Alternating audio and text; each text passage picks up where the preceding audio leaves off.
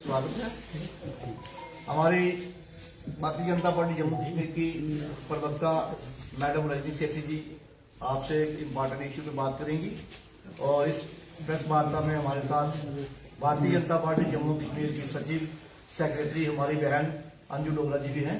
हम सब आपका स्वागत करते हैं। रजनी जी कुछ बोलिए।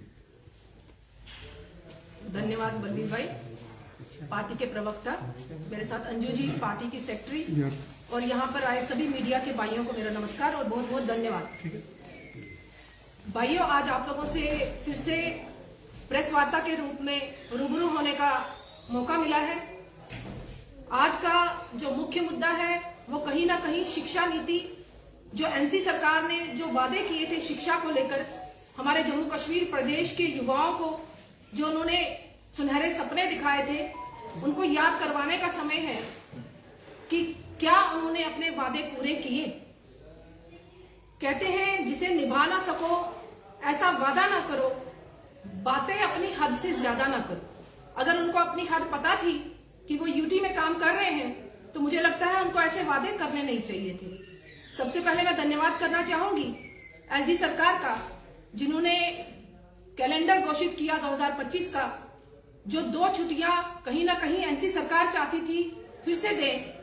सरकार ने बता दिया कि यहाँ पर 2 नीति नहीं चलेगी, यहाँ पर आपसी सौहार्द को बिगाड़ने के लिए कोई काम नहीं होगा।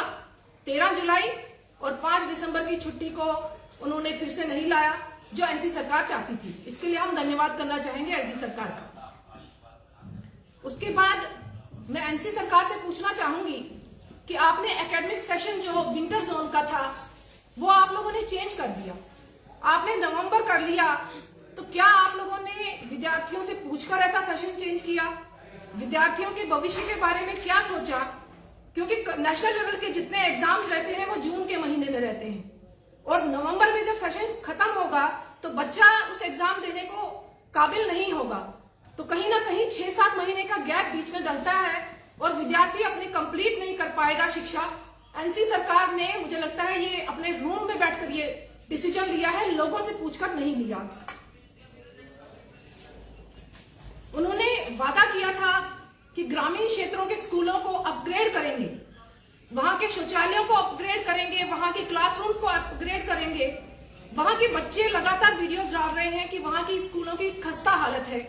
शिक्षा मंत्री का आज तक कोई बयान नहीं आया, शिक्षा मंत्री ने आज तक किसी स्कूल का दौरा नहीं किया और ना ही बता रही है कि शिक्षा के क्षेत्र में उनका क्या रोड मैप है। मुझे लगता है कि शिक्षा मंत्री जी को अपनी जो आने वाला सेशन, आप लोगों को पता है मार्च में सेशन शुरू होगा, उसमें कहीं ना कहीं ऐसे हमारे जो हीरोज, जिन्होंने जम्मू कश्मीर के लिए बलिदान दिया, जिन्होंने जम्मू कश्मीर में एक पॉजिटिव रोल के साथ काम किया, उस चीजों को उनको बुक्स में डालने की जरूरत है। ये जो 13 जुलाई की छुट्टी इन्होंने घोषित की थी, मुझे लगता है कि स्टूडेंट्स को इसके लिए भी अवेयर करने की जरूरत है कि ये छुट्टी कहीं ना कहीं हमें आपस में लड़ाई करवाने का काम कर रही थी, हिंदू मुसलमान करवाने का काम कर रही थी, जिसको सरकार ने खत्म करके एक आपस में भाईचारे का पैगाम दिया है और एनसी सरकार को भी इसकी सराहना करनी चाहिए।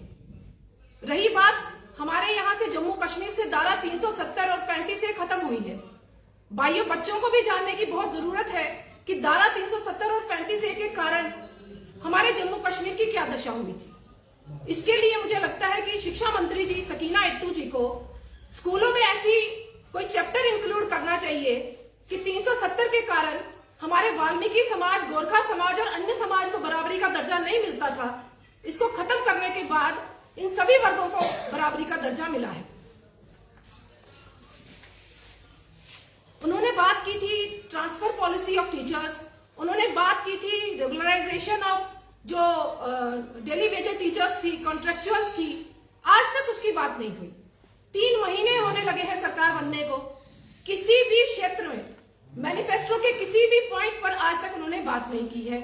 आज जम्मू कश्मीर की जनता पूछ रही है कि आप सिर्फ फोटोशूट करने के लिए निकले हैं क्या?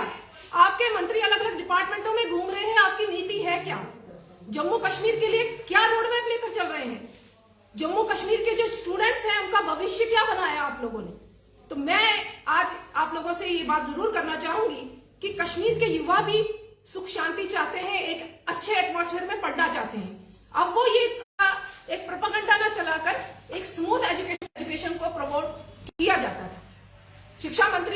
निवेदन है कि इन मदरसों पे भी नजर रखवाइए, क्या कहीं हमारे बच्चे खराब तो नहीं हो रहे?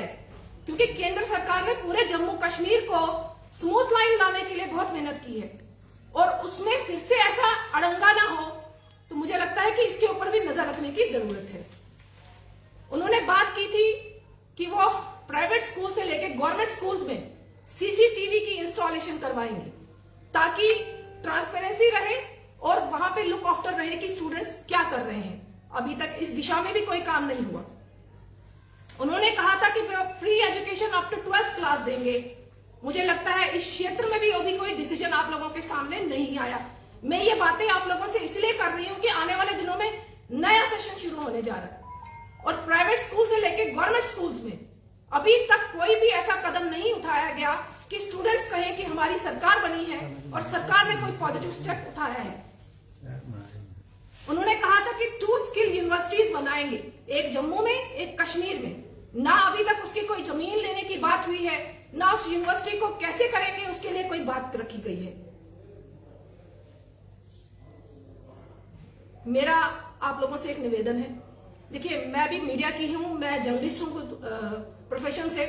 मैं कश्मीर में एक चीज देख रही हूं, वहां के जर्नलिस्ट जो है वो एक नेगेटिव वे से काम कर रहे हैं।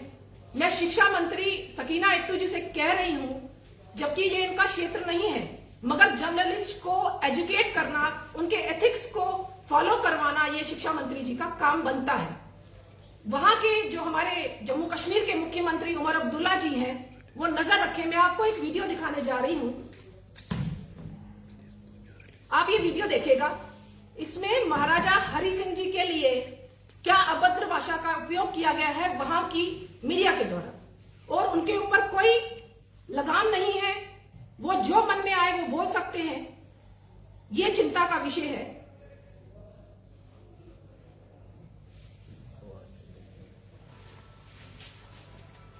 ये वहां का पोर्टल चैनल है वॉइस टीवी उर्दू। ये देखिए वहां पे क्या जहर बोला जा रहा है कश्मीर में। माइक के पास रखिए।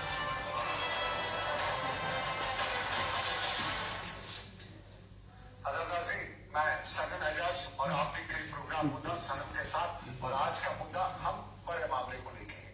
आज आप जरा तस्वीर देखिएगा, सरकार का हुक्मनामा देखिएगा, और सरकार के इस हुक्मनामे में देखिएगा कि जम्मू कश्मीर की इंतजामिया का जो छुट्टियों का कैलेंडर जारी हुआ है, उसमें 2 अहम मामला थे।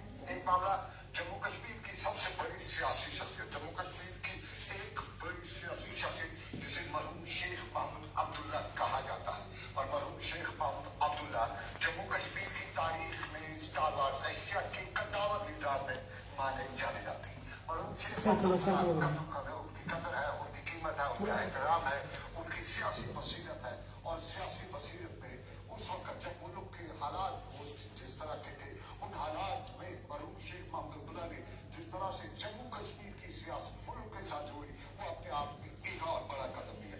लेकिन इसके साथ साथ दूसरा वो कदम जिसे 13 जुलाई कहा जाता है। 13 जुलाई वो दिन है जिस दिन एक मुसलमान ने ये बता दिया कि दुनिया की कोई भी ताकत छुट्टी नहीं रखी है।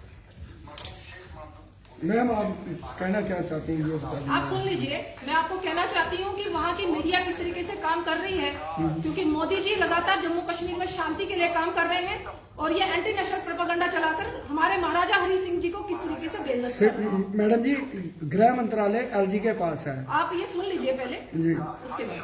पिछले 24 घंटों से बात कर रहा है, समझने की कोशिश कर रहा है कि एक तो ये सारा मामला 5 अगस्त 2019 के वक्त जी उस आवाज को आज भी याद करते हैं। तो ही अपना बोलो। वीडियो है हमारे पास देखिए आप लोगों ने? हाँ, जी सब पूछा जा रहा है तो शेख महमूद अब्दुल्ला का 47 से पहले जब 2000 ये वीडियो हमारे पास है। आप लोगों ने फिर अभी तक रिएक्ट करना चाहिए था। आपके महाराजा हरि सिंह जी के लिए इतने अनाप शनाप शब्द बोले गए हैं कि वो जालिम अच्छा, नेता थे, जालिम राजा थे, जुल्म करते थे जम्मू कश्मीर की जनता पर। मुझे लगता है कि हमारी जर्नलिस्ट कौम को इसके ऊपर रिएक्शन देनी चाहिए थी। ये एलजी होम मिनिस्ट्री जो है एलजी के पास है, उनको संज्ञान लेना चाहिए। देखिए, मैं वही संज्ञान देने के लिए ही आज आपके सामने ये वीडियो लाई ये हूं। सरकार का काम नहीं, एलजी के पास होम मिनिस्ट्री है, वो उनको चाहिए कि ये उनके ऊपर एक्शन ले। जर्नलिज्म एलजी के पास नहीं है, इंफॉर्मेशन डिपार्टमेंट मुख्यमंत्री जी के पास है। मुख्यमंत्री जी को इसको संज्ञान लेते हुए कौन सा जर्नलिस्ट फॉल करता है मीडिया के लिए, मुझे लगता है कि उसके लिए भी एक देखने की जरूरत है कि जम्मू कश्मीर की सरकार इसके लिए क्या काम कर रही है। आप सब जानते हैं कि एनसी के काल में कैसा काम हुआ है, यही एंटी प्रोपेगेंडा चलाकर हमारे एंटी नेशनल युवा तैयार हुए। तो हम नहीं चाहते कि ऐसे एंटी नेशनल युवा फिर से तैयार हो, क्योंकि कहीं ना कहीं ये मदरसों से या कहीं स्कूल में ऐसी स्कूलिंग होने के कारण इनके जहन में ऐसी बात रहती है। तो मुझे लगता है कि इसके लिए मैंने आप लोगों को ये चीज बताई है कि इसके ऊपर मैडम जी 10 साल आपकी सरकार रही, ये इनको 3 महीने हुए हैं, ये जो काम आप बता रहे हैं सरकार करे, 10 साल में हो सकता था, क्यों नहीं कराए? भाई साहब, मैं मुख्यमंत्री जी के मैनिफेस्टो की बात नहीं, कर मैं रही हूँ। आपके मैनिफेस्टो में बात कर रहा हूँ कि ये सुनिए, 10 साल में आज ये भी 3 महीने की आपकी जो डिमांड है, ये 10 साल में हो सकती थी आराम से। एलजी की सरकार थी, अगर हमारी सरकार होती तो हमारे मैनिफेस्टो के सारे पॉइंट। एलजी भी तो बीजेपी का परोक्ष रूप से है। भाई साहब, एलजी का अपना दायरा रहता है, हमारी अपनी सरकार का अलग दायरा रहता है, एमएलए बनने का अपना दायरा होता है। इस समय सरकार एनसी की है और एनसी की सरकार से सवाल खड़ा है कि 3 महीने होने लगे हैं सरकार बने, मैनिफेस्टो के पॉइंट्स पे कोई क्लियरेंस नहीं है, कश्मीर फिर से उस दिशा में ना जाए, इसके लिए आज एक प्रेस वार्ता रखी गई मैडम, है। आपने कहा कि पत्रकारों पर रोक लगाना बड़ा जरूरी है, क्योंकि आजकल हम कहेंगे कई सारे फेक लोग ऐसे सामने आ चुके हैं, लेकिन पिछले 10 सालों से आवाज क्यों नहीं उठाई जा रही, आज ही क्यों इस पर आवाज उठाई जा रही है? देखिए, पिछले 10 सालों से हमारे महाराजा हरि सिंह जी पे कोई ऐसी बात नहीं की गई। आज आपके सामने महाराजा हरि सिंह को एक जालिम नेता या जालिम महाराजा के नाम से नवाजा जाए, मुझे लगता है कि आप सबको रिएक्ट करना चाहिए। मुझसे सवाल करने की बजाय आपको मुख्यमंत्री जी से सवाल करना चाहिए कि ऐसे जर्नलिस्टों पर रोकथाम लगने की। मैडम, वो तो साफ तौर पर कहते हैं कि अभी हमारे हाथ में कुछ नहीं है। नहीं, बिल्कुल नहीं। मुख्यमंत्री जी एक्सेप्ट कर रहे हैं कि सिवाय लॉ पुलिस के बाकी पावर्स मेरे पास है, जिसके लिए वो काम कर रहे हैं। तो मैडम, कुछ लोग हमारे साथ जुड़े हैं, अभी भी हमारे साथ जुड़े हैं, वो कह रहे हैं कि मैडम से पूछिए कि कटरा पर आपका क्या कहना है? कटरा पर हमारा बिल्कुल क्लियर स्टैंड है, बैठकर दोनों पार्टीज को बैठकर इसका हल निकालना चाहिए, क्योंकि कहीं ना कहीं जनता की आवाज को भी सुनना एलजी साहब का काम है। जो बीच का रास्ता निकलेगा उसके ऊपर एलजी साहब। लेकिन मैडम जी, आपकी सरकार का केंद्र से भेजा हुआ है, वो चाहे तो कुछ भी कर सकते हैं। एलजी खामोश है, लोग प्रोटेस्ट हैं, उनके लोगों को अरेस्ट किया गया है, उनको डिटेन किया गया है, उनको छोड़ा नहीं जा रहा है। उनकी डिमांड है हमारे 50,000 लोग जो है परिवार जो है अफेक्ट होंगे ब्रो बेस प्रोजेक्ट से।